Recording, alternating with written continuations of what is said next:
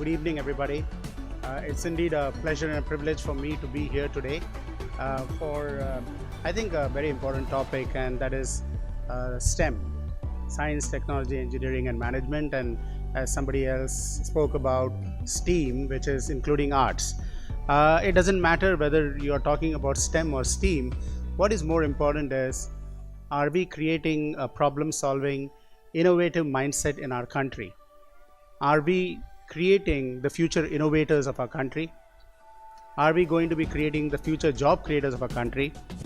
Because we are a country of 1.3 billion people.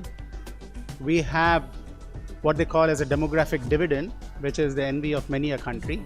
We have more than 65% of our people under 35 years old. We have more than 1.4 million schools in our country. We have more than 640,000 higher secondary schools between grade 6 to grade 12. We have 10,500 plus engineering institutions in our country. We have an equal number of management schools and more than 30,000 colleges. So we have 150 million students entering into the workplace over the next 5 to 10 years. We are also living in a world of tremendous change which is being wrought by advancing technology, which is changing at a scorching pace. You have technology changing the way you are experiencing the world, technology changing the way the world is experiencing you. What you did not think was possible 10 years ago, or even when I graduated from IIT Bombay, you are now able to see in front of your eyes.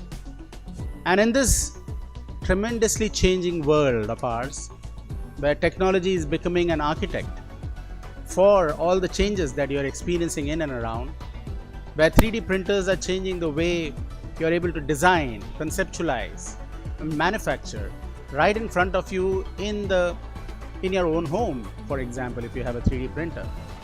When you have the World Wide Web enabling you to communicate from any point to any other point, which means that the whole world is within your reach.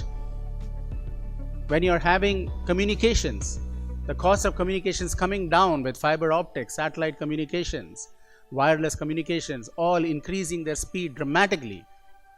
And when India has become the lowest cost for telecom equipment and telecom communications anywhere in the world, where you're having robotics changing the way automation is happening in and around the world, where you're having Internet of Things being incorporated in every man-machine device, collecting data and enabling you to act upon that data, take decisions to save a life, to automate a machine, to be able to trigger even remote telemedicine and remote operations of somebody who is in a village and who is not able to have access to the latest of hospitals.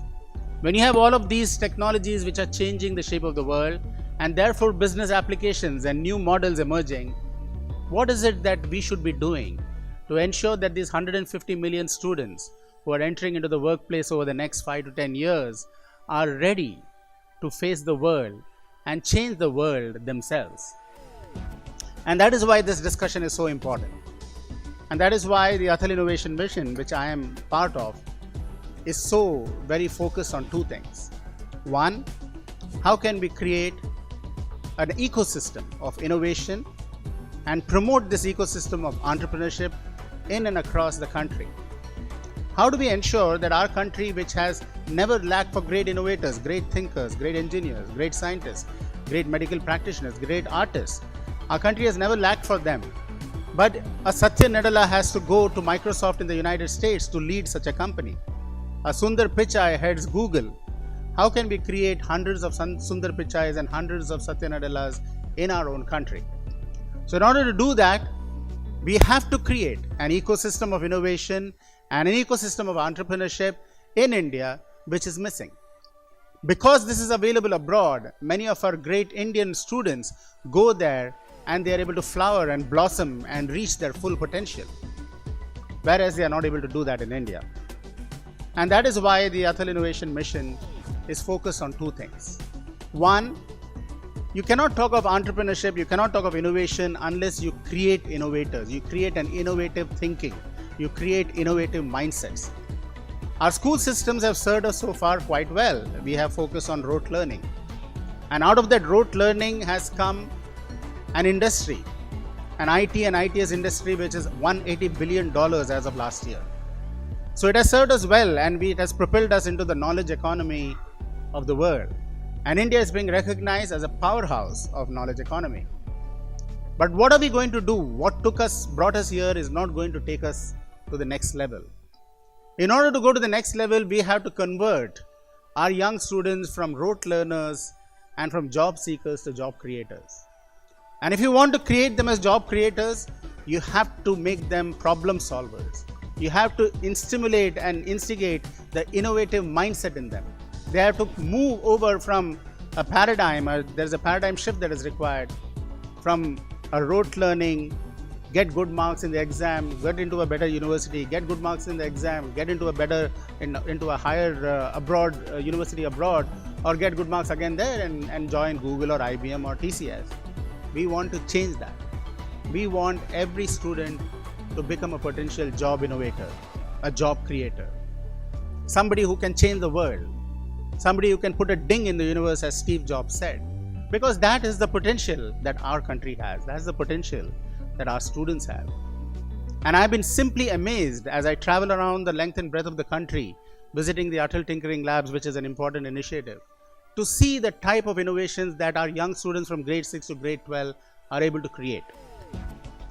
The first important initiative, therefore, the Atal Innovation Mission has launched is how do we launch thousands of tinkering labs across the country. Labs which are equipped with the latest of technologies like 3D printers, robotics, IoT devices, miniaturized electronics, augmented virtual reality, and so on, do-it-yourself kits. Because with a do-it-yourself kit, a student learns automatically to tinker. The engineering element automatically flows into the student. By nature, every student is an innovator, is an engineer. You look at a small child, give it Lego blocks, it will start assembling them together. You look at a small boy who is trying to, you give him some toys, give him an aircraft, he starts piecing them together or even breaking it and then putting it together. And at some point in time, we have converted that tinkering mindset that the student has into a rote learning mindset. And we have to bring back that tinkering mindset, the problem solving mindset, the engineering mindset. And what we are trying to do is, through these thousands of tinkering labs that are being installed, we are inducting them into this concept of problem solving and problem identification. You see, problem solving comes first with curiosity of the world around you. You have to be curious. What is that we are seeing? And you have to have two questions. Why is something like this, and why not it be something else? The why and the why not is what is missing in our education. In fact, if a student asks too many questions, the teachers normally suppress them, saying that don't ask too many questions. I remember one particular incident where, and I won't mention the school and so on, but this happened in real life. There was this student who asked the teacher was teaching history, and the student asked the teacher, what is, they were teaching about the temples, the ancient Indian temples, and there is something called the Gopuram. So the student asked the teacher, what is Gopuram? And the teacher said, just like Krishna had a lot of gopis, Rama had a lot of gopus, and that is Gopuram. So one of the students who was knowledgeable about Gopurams stood up and said, no teacher, that you're wrong. Gopuram is the top of a temple. And the teacher made the student stand outside, kneel down for one whole day, for having interrupted and having passed on this corrective message to the student. This is what happens in many schools. We suppress the natural curiosity, and imagine the impact it has on the student. The student will never ask another question, and they will not volunteer to answer even if they know that the answer is right. We have to be able to instigate the element of curiosity and encourage our students to ask the question why. Because when they ask the question why, they're going to ask the question why not. And when they ask the question why not, your innovation journey has begun.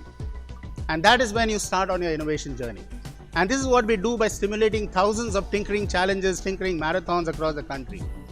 We have today 8,878 adult tinkering labs selected across the country. 3,000 of them are operational. Yes, it's not easy. As one of the teachers had pointed out, maybe mentors are not accessible. But you have, as a teacher, as a principal, as a school, to take that responsibility of finding out local mentors. When you see the schools around you, I mean, I've visited many schools. Many schools have not waited for a mentor to get allocated. They find mentors themselves because there is an industry around them. There are people around them. There are academic, your own alumni can become a mentor. But you have to reach out. You have to take that effort. And unless you do all of that, you will not be able to do that. So today we have 8,878 labs, and 10,000 of them will become operational before the end of this year. In the latest Atal Tinkering Marathon that we ran, 50,000 students participated, 8,000 innovations got created. 1,500 of them have got submitted, and the top 200 have recently been announced. And if you look at the quality of this top 200, it is amazing, and that is the potential that we should see in every student, and we should see how we can encourage them on this journey.